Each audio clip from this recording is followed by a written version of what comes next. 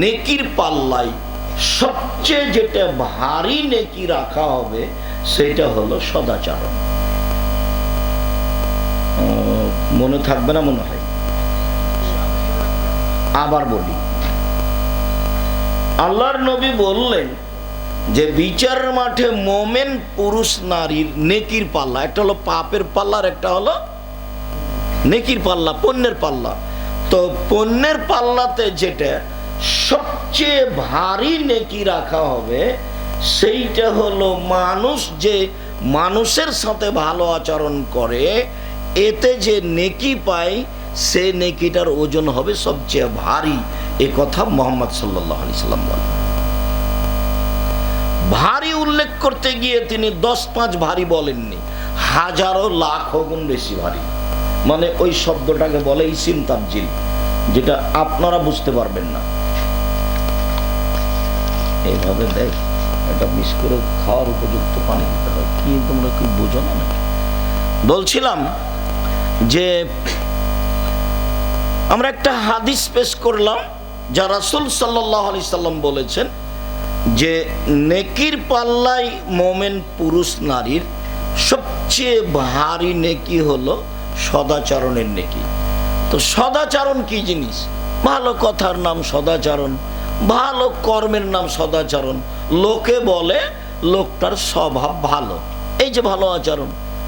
লোকে বলে যে লোকটার চালচলন ভালো, এভাবে বলে না মানুষে? তো এটাই হলো নেকির কাজ, এটাই।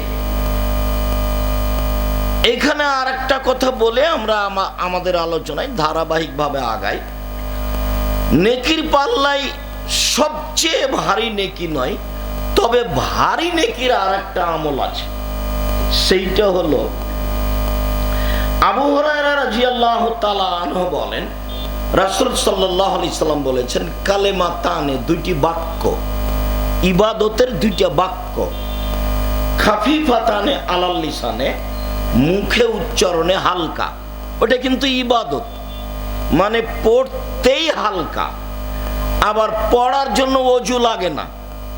একটা ইবাদত করতে অজু লাগে, করতেই হবে। বলেন তো সে ইবাদতটা কি?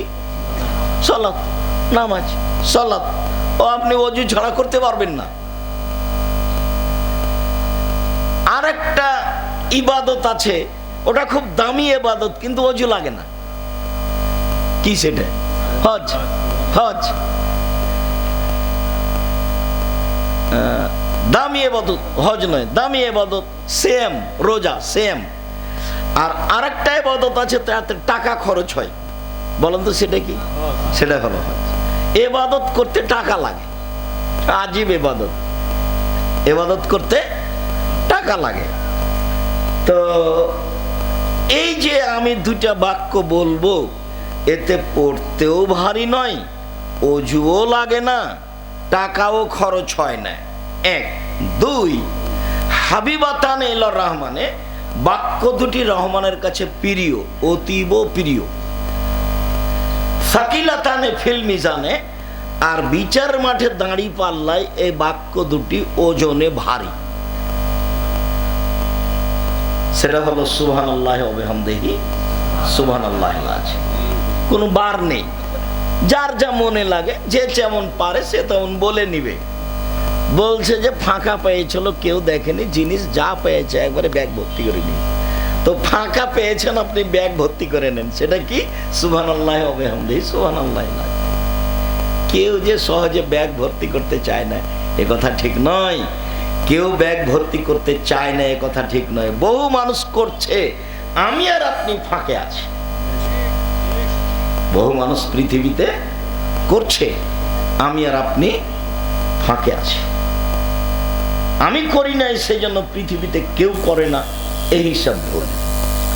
এই কথাটা আবার বলেনি। সেইটা হলো এই যে নেকির পাল্লায় ভারী হিসাবে আর একটা ইবাদত আসবে নেকির পাল্লাতে। সেই ইবাদতটা হলো সুবহানাল্লাহি ওয়া বিহামদিহি, সুবহানাল্লাহিল আযীম। এটা ইবাদত, ভারী নেকির ইবাদত। এবার আমরা কোরআন মাজিদ থেকে দেখাই সদাচরণের কথা। আল্লাহ তাআলা বলেন, ইদফা বিল্লাতি হিয়া আহসান ফাইদাল্লাযী বাইনাকা ওয়া বাইনাহু আদাওয়া কান্নাহু ওয়ালিয়ুন হামিম। মুহাম্মদ সাল্লাল্লাহু আলাইহি সাল্লাম মানুষের সাথে চলতে ফিরতে আপনি যখন প্রতিউত্তর দিবেন তখন আপনারটা তার চেয়ে ভালো হতে হবে, এটা আদেশ। এই ছেলে, যারা দাঁড়িয়ে এইসব মেশিন যন্ত্রপাতি ঠিক করছে তারা কি সব সময় দাঁড়িয়েই থাকবে? তো তুমি এত চিল্লাচিল্লি করছো কেন? ভদ্রতা কাকে বলে? ধৈর্য কাকে বলে? ধৈর্য কি ঘোড়ার ডিম? আমি আব্দুর রাজ্জাক বিন ইউসুফ, এদেশের শতকরা 95 জন মানুষ মাযহাব মেনে চলে। যাদের সামনে কথা বলার আমাদের বাস্তবে কোনো সুযোগ নেই, কিন্তু যন্ত্রের সাহায্যে আমরা তাদের ঘরের ভিতরে আছি, যার কারণে পৃথিবীর লাখো কোটি মানুষ আমাদেরকে জানে। পৃথিবীর যে দেশেই যায় না কেন, সৌদি হোক, কাতার হোক, কুয়েত হোক, বাহরাইন হোক, মালয়েশিয়া হোক, মিশর হোক, দুবাই হোক, ওমান হোক, লন্ডন হোক, যখন যে দেশে গেছি তখন সে দেশে মানুষ মনে হচ্ছে আমার চেয়ে পৃথিবীর তার কাছে প্রিয় ভালো মানুষ কেউ নেই। তো আমার সামনে বসে কোনোদিন বক্তব্য শুনিনি, আমার সামনে আজও কেউ ছবি ধরতে পারে না। এক সময় এগুলো আমার সামনে খাড়ো করে রাখবে এরকম পরিবেশ ছিল না। যখন আমি বুঝতে পারলাম এর উপকার, তখন আমি বলেছি তোমরা ভালো যন্ত্র নিয়ে সামনে আসো, যার ফল খুব ভালো বুঝতে পারা যায়।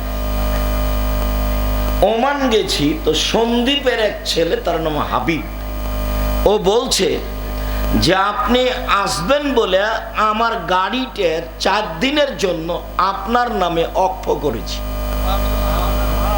4 দিন এই গাড়িতে কোনো ইনকাম করব না। আমার গাড়িটা 4 বছর হলো শোরুম থেকে বের করা। এখন কেউ যদি গাড়িতে উঠে যদি না বলে যে আজকেই শোরুম থেকে গাড়ি বের করেছো না কি, এই কথা যদি না বলে, আমি হাবিব গাড়ি চালাবো না। তার মানে গাড়ির যত্ন, তার মানে ও কি করে? গাড়ির যত্ন নেই, ঝকঝকে আছে। তা আমি আমাদের ড্রাইভারগুলোকে বলি, গাড়িতে উঠলেই বলি, ভ্যানে উঠলেও বলি, অটোতে উঠলে বলি, জামিয়া সালাফে অনেক ভ্যান, অটো, গাড়ি, 4-5 জন ড্রাইভার। ভাইয়ের কথাতে একটা মনে পড়ছিল কথা, জামিয়া সালাফে এবছরের সম্মেলনে খরচ হয়েছে 17 লাখ টাকা, 17 লক্ষ। ওই টাকা দিয়ে একটা বিল্ডিং, একটা প্রতিষ্ঠানের বিল্ডিং হয়ে যাবে। এদেশের সবচেয়ে বড় প্রতিষ্ঠান জামিয়া সালাফিয়া, সবচেয়ে বেশি সংখ্যায় প্রতিষ্ঠান জামিয়া সালাফিয়া। শিক্ষা মানে, শিক্ষক সংখ্যায়, শিক্ষক গুণে, প্রতিষ্ঠানের আয়াতনে জামিয়া সালাফিয়া সবচেয়ে বড় প্রতিষ্ঠান। জামিয়া সালাফিয়া রূপগঞ্জ, নারায়ণগঞ্জ, ঢাকা প্রায় 100 বিঘা জমির উপরে। জামিয়া সালাফিয়া ডাঙ্গিপাড়া পাওয়ার আছে প্রায় 40 বিঘা জমির উপরে।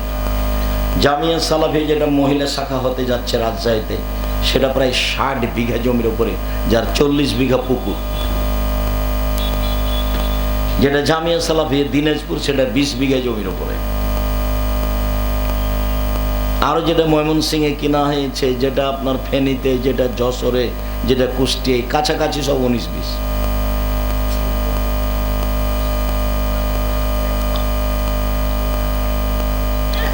বগুড়া তোমাদের এটা শাখা হিসেবে ঘোষণা দিতে দেখলাম আব্দুল্লাহকে সেদিন। এখন এটার পরিধি কি হয় কি না হয়, কতদূর কি হয়, সিলেবাস পরিবর্তন হবে, জামিয়া সালাফের সাথে কতদূর সম্পর্ক, সময়ের গতিতে ধীরে ধীরে জানা যাবে ইনশাআল্লাহ।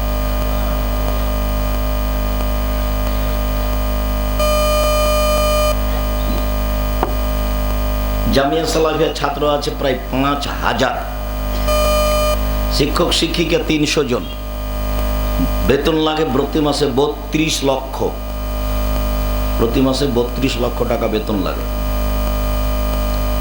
শিক্ষক আছেন ইন্ডিয়ার, শিক্ষক আছেন মদিনা বিশ্ববিদ্যালয়ের, আরো বিভিন্ন পৃথিবীর বিভিন্ন দেশ থেকে সময়ের গতিতে শিক্ষক আসবেন ইনশাআল্লাহ। সম্মানিত দিনী ভাই বোন, বলছিলাম আল্লাহ আমাদের নবীকে আদেশ করছেন ইদফা বিল্লাতি হি আহসান। আপনি যখন মানুষের সাথে কথা বলবেন, মানুষ যা আপনার সাথে বলছে আপনারটা যেন তার চেয়ে সুন্দর, উত্তম, ভালো হয়। সে যাই বলুক, সে যদি গালি দেয় তো আপনারটা পাল্টা গালি তার মতো হবে না, তার চেয়ে ভালো হতে হবে। তার মতো হলে হবে না, তার চেয়ে খারাপের তো কোনো প্রশ্নই আসে না। তাহলে তো সদাচরণ কেটে গেছে। মন্দ কথা সেটা কি সদাচরণ? মন্দ কর্ম সেটা কি সদাচরণ? যার ভিতরে সদাচরণ নেই সেও মন্দটাকে মন্দ বলবে, সেও খারাপটাকে খারাপ বলবে। খারাপটা খারাপই, খারাপটা কোনোদিন ভালো হয় না।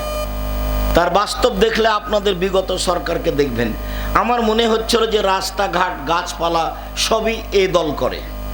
কিন্তু যেদিন চলে গেল 45 মিনিট সময়, সেদিন আমি দেখলাম কিরি, আমি তো যা মনে করছিলাম তা তো নয়। যখন মূর্তির পাশ দিয়ে হাঁটতাম তখন ভাবতাম যে এসব মূর্তি কি কেউ ভাঙবে? না, কেউ যদি না ভাঙে তাহলে ঈসা আলাইহিস সালাম এসে ভাঙবে।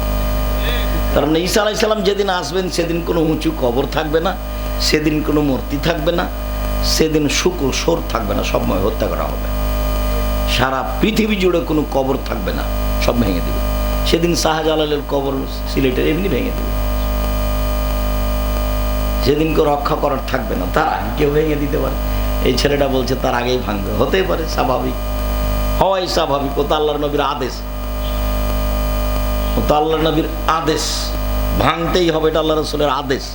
ওটা এক সময়ে মানুষ বাস্তবায়ন করবে, সময়ের গতিতে করবে। বলছিলাম মহান আল্লাহ বলেন আমাদের নবীকে জাদেলহুম বিল্লাতি হি আহসান। মুহাম্মদ সাল্লাল্লাহু আলাইহি সাল্লাম, আপনি যখন মানুষের সাথে তর্কে বিতর্কে লিপ্ত হবেন তখন আপনার কথা যেন ওর চেয়ে উত্তম হয়, সুন্দর হয়। জাদেলহুম বিল্লাতি হি আহসান। আপনি মানুষের সাথে মুখামুখি কথা বলুন, কিন্তু আপনার কথা হবে তাদের চেয়ে অতীব উত্তম, সদাচরণ। আল্লাহ তাআলা বলেন ফাবিমা রাহমাতিন মিনাল্লাহ লিনতা লাহুম। মুহাম্মদ সাল্লাল্লাহু আলাইহি সাল্লাম, আল্লাহর পক্ষ থেকে বড় দয়া যে আপনি নরম স্বভাবের মানুষ হয়েছেন। নরম স্বভাব।